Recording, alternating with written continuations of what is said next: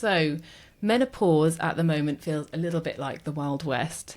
There's a huge amount of interest, which is really long overdue, and lots of new research coming out about the perimenopause and women and their experience of it. And this has kind of informed a lot of current debate that's raging, but it's also led to a really overwhelming amount of information online, which is really hard for people to navigate through.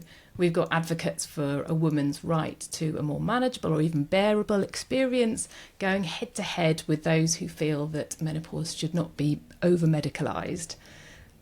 Let's dive right in. What's your view on that? So you'll be probably not surprised to hear that I sit somewhere in the middle of all of that.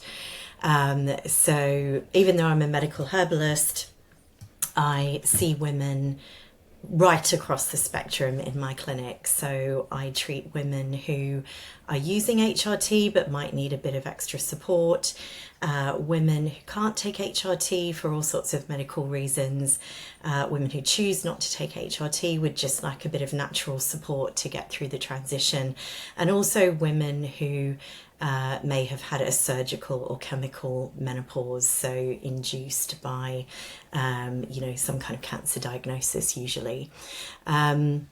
So I think that there are women out there who hugely benefit from using HRT and would really struggle otherwise. And then I see a lot of cases sometimes where perhaps women have started taking HRT even though they've got no symptoms whatsoever.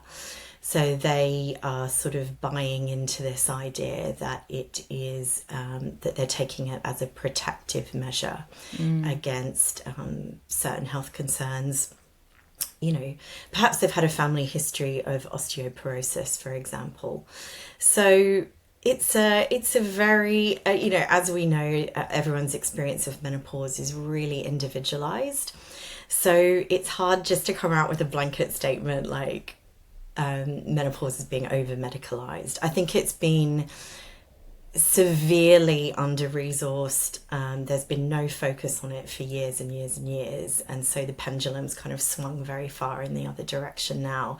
But it's kind of coming back to the middle, I think, and people are starting to have a bit more of a sensible conversation about how they want their menopause to feel,